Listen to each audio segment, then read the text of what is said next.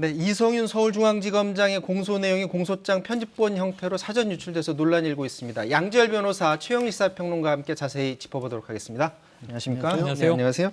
자, 현직 서울지검장이 기소된 건 자체도 굉장히 큰데 공소 내용이 편집된 형태로 유출됐다. 지금 그게 이제 불법이냐 아니냐 뭐 논란도 있고 하는데 언론이 다 알았다라는 건 누가 내용을 정리해서 알려줬다 이렇게 보면 되는 거 아닌가요? 사실상 그러니까 전문이 아니라 그거를 요약한 형태로 원래 16페이지짜리를 12페이지로 정리를 해서 그 부분들이 공개가 됐었던 것이고요. 네. 그러니까 이거가 문제가 뭐냐면 당사자조차 그러니까 기소가 된 사람들이 이거를 알기 전에 이 언론을 통해서 공개가 되면 이게 그냥 일반적인 입장에서 봤을 때는 그 안에 담겨진 내용을 다 사실로 믿을 수도 있는 거 아니겠습니까? 최소한 당사자가 알고 있고 더 나가서는 사실은 내가 어떤 증거를 가지고 나를 이런 식의 혐의가 있다라고 봤는지를 알아야 반론이라도 충분히 할 수 있는데 그런 기회가 일체 주어지지 않은 상황에서 본인도 모르는데 그게 일방적으로 공개가 됐다라는 부분이 이런 게 문제라는 것이고요. 그래서 2019년부터는 사실 검찰청 내부 규정이긴 합니다만 이 공개를 금지하고 있거든요. 명백하게 그 내부 규정은 위반입니다.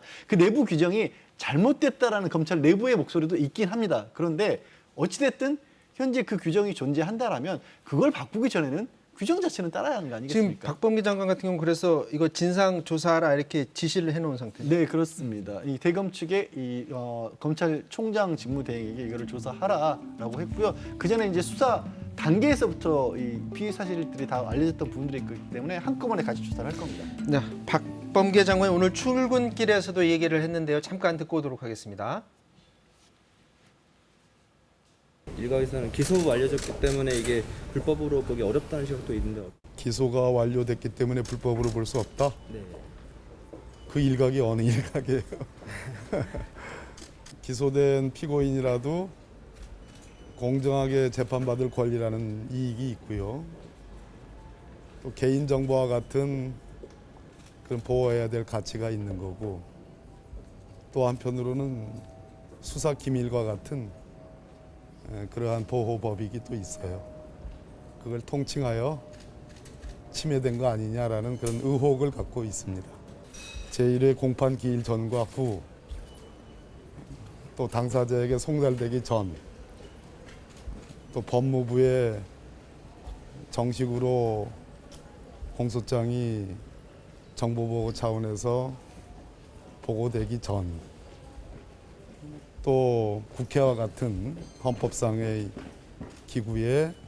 기관에 알려지기 전후의 상관관계라는 게 대단히 중요합니다. 국가의 형사사법 기능이라는 것이 그렇게 간단하지 않아요. 자, 지금 그 기자가 질문한 거는 내용이 뭐냐면 기소한 뒤에 네. 내용이 알려진 건 이건 피의사실 공표는 아닌 거 아니냐? 네네. 그 부분이 불법은 아니지 않느냐라는 질문 같은데 그렇죠. 이게 좀 예. 관련 해석이 좀 분분한가요? 분분합니다. 법 쪽에도 좀 분분한 것 같습니다. 일단은 피의 사실 공표는 계속 문제가 됐는데 네. 내사 중이거나 수사 중일 때 계속 흘러나가는 게 문제인 거고 네. 이건 지금 재판에 붙여진 거죠. 그럼 공소장이 공개될 수 있는 거 아니냐? 법 쪽의 일각은 그럴 수 있다. 그래야 한다. 이런 입장이 있어요. 그래서 이 박 장관이 저렇게 이야기하는 것 자체가 자, 알리고 싶은 것만 알리고 감추고 싶은 것은 감추겠다는 의도 아니냐? 이렇게 또 저희를 의심하기도 합니다. 그런데 핵심은 여기 있는 것 같아요. 공정한 재판을 받을 권리가 지켜졌느냐 침해됐느냐. 왜냐하면 벌써 지난해 굉장히 시끄러웠던 정경심 교수 사건 같은 경우를 보면 공소 제기가 됐는데 피의자가 피고인이 됐죠. 피고인이 공소 내용을 몰라서 변호인이 검사들과 이 공판이 시작된 이래 여러 차례 다툰 바가 있어요. 그래서 재판부는 계속 그걸 알려줘라, 열람시켜줘라. 그랬는데 안 됐던 경우가 있거든요. 그런 경우에는 왜 안 알려줍니까? 검찰이.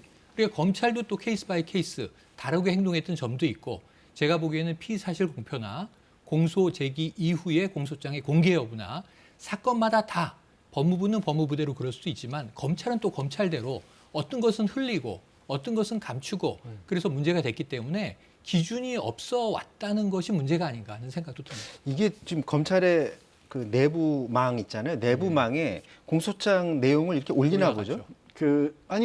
그렇죠. 당연히 어떻게 보면 이제 기자분들이 네. 기사를 이렇게 공식적으로 공개를 하기 전이라도 내부 컴퓨터 시스템에 그걸 입력을 해야 되는 거 아니겠습니까? 그런 식으로 입력을 해야 할 수 있도록 돼 있고 그걸 내부 구성원들이 볼 수가 있다는 거 무슨 게시판에 올렸다는 얘기가 아니라. 그러니까 이게 지금 제가 전산망. 잘 이해가 안 되는 부분이 공소장 관련 내용을 상대측 변호사나 이성윤 지검장한테 전달하기 전에라도 그 공소 내용을 안에서 다른 검사들도 다 볼 수가 있나요? 그렇게 볼 수 있다는 그럼 거죠. 그걸 조회할 수 있다는 그걸 거죠. 아무나 다 볼 수 있는데 그걸 본 내용이 문건이 요약돼서 요약돼서. 유출이 됐다. 그렇죠. 그걸 봤다는 그 로그 기록이 벌써 100명이 넘게 그걸 봤다라는 거고 그러다 보니까 약간 불감증이라고 해야 될까요? 그동안에는 그것 자체가 별로 문제가 안 됐다라고 생각할 수도 있고 또 최영일 평론가도 잠깐 얘기를 한 것처럼 아니 이게 뭐 지금 중요 사건들 같은 경우 국민들에게 알 권리 차원에서도 공개해야 되는 거 아니냐라는 그런 얘기도 반론을 하고 있습니다만 제가 말씀드렸지 않습니까?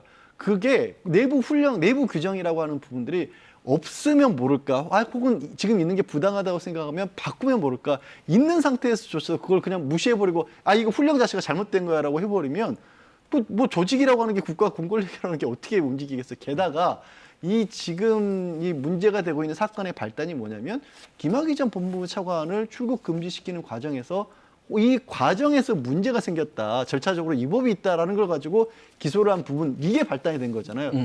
근데 그거를 공개하는 과정에서 내부 절차를 어긴 건 우리는 괜찮아. 이렇게 얘기할 수 있느냐라는 거죠. 게다가 불이익을 놓고 보면 김학의 전 법무부 차관이 입은 불이익은 김학의 전 차관이 무슨 압수수색을 당하거나 어디 감금을 당했다 이런 건 아니고 출국을 못했습니다. 우리나라를 떠나지를 못했어요. 그런데 피고인들 같은 경우 공소장이 공개가 되면 말씀드린 것처럼 이게 기자분들이 취재를 통해서 이 사안 저 사안을 들어서 반론권을 보장해서 양쪽의 얘기를 골고루 담아서 보도를 하는 것과 검찰에서 쓱 공소장을 제기를 하게 되면 형식적인 반론권이 주어질지 몰라도 대부분의 내용 공소장으로 찰 수밖에 없잖아요. 그럼 한쪽의 얘기가 거의 그대로 나갈 수밖에 없거든요. 그렇다 만약에 무죄로 나오더라도 우리나라 형사사건 구조상 몇 년 뒤에 무죄 나와도 그 사람의 구제는 영원히 안 되는 겁니다, 사실. 그렇기 때문에 공개를 하려면 공정하게 다 처음부터 균형 있게 하고 아니려면 어느 시점까지는 덮어주자라는 겁니다. 사실 이게 지금 그 뭐 공소 내용이 유출된 부분이 지금 논란이 되긴 하지만 처음 이 시작이 뭔지 사람들은 다 아실 겁니다. 시작이 김학의 전 차관의 출국 금지 조치 이게 과연 적절했느냐 안 했느냐 이 부분인데 이것에 대해서 지금 검찰이 네네. 수사를 하는 거잖아요. 자, 이게 두 덩어리입니다. 그러니까 이제 이규원 검사가 지금 기소가 돼 있죠, 이미. 그리고 이것은 이제 검찰이 공수처로 갔다가 재이첩받고 공소권은 이 공수처가 달라고 했는데 그냥 기소해버린 사건입니다. 이규원 검사가 기소된 내용이 김학의 전 차관이 출국 금지를 당한 것이 불법적 절차에 의한 것이었다. 이게 핵심이고요. 지금 이성윤 서울중앙지검장이 기소된 것은 그 불법 출금 사실을 당시에 안양지청이 수사하려고 하자 외압을 행사해서 그 수사를 무마했다. 이게 두 번째 혐의예요. 그러니까 먼저 불법 출금에 대한 혐의가 하나 기소된 건이 있는 거고 이것은 당시에는 서울중앙지검장이 아니었죠. 대검의 반부패 강력부장 입장으로 막았다라는 건데 이 편집돼서 유출된 내용에는요. 이성윤 중앙지검장은 이미 기소가 됐고 그다음에 여기에 관련자가 여러 명이 등장합니다. 이규영 검사는 당시에 대검의 승인을 받았다. 봉욱 차장검사가 승인했다. 봉욱 당시 차장검사 나는 승인한 바 없다. 이거 법무부의 법무부에서 작업한 것이다. 이런 내용들이 이제 조합이 됐고 그다음에 이번에 나온 거는 문제는 뭐냐면 청와대가 이제 들어있는 거예요. 사실 조국 전 장관이나 이광철 민정비서관은 기소되지 않았어요. 근데 이번에 공개된 공소장 내용에서 주로 언론에 보도된 것은 자, 이규원 검사를 구제하기 위해서 이성윤 지검장이 외압을 행사해서 수사를 무마시킨 것은 청와대가 개입한 것이다라는 내용이에요. 그리고 실제로 안양지청에 전화를 건 건 또 윤대진 검사로 돼 있어요. 그래서 이런 여러 인물들이 등장하는 복잡한 사안인데 결국 타겟은 다시 조국 전 장관으로 돌아간 거 아니냐. 그러니까 이게 검찰에서 수사팀은 아닌 듯해요. 그런데 검찰 조직 내에 이 공소장을 열람한 누군가가 의도적으로 편집해서 흘렸다라는 추정이 나오고 있는 이유입니다.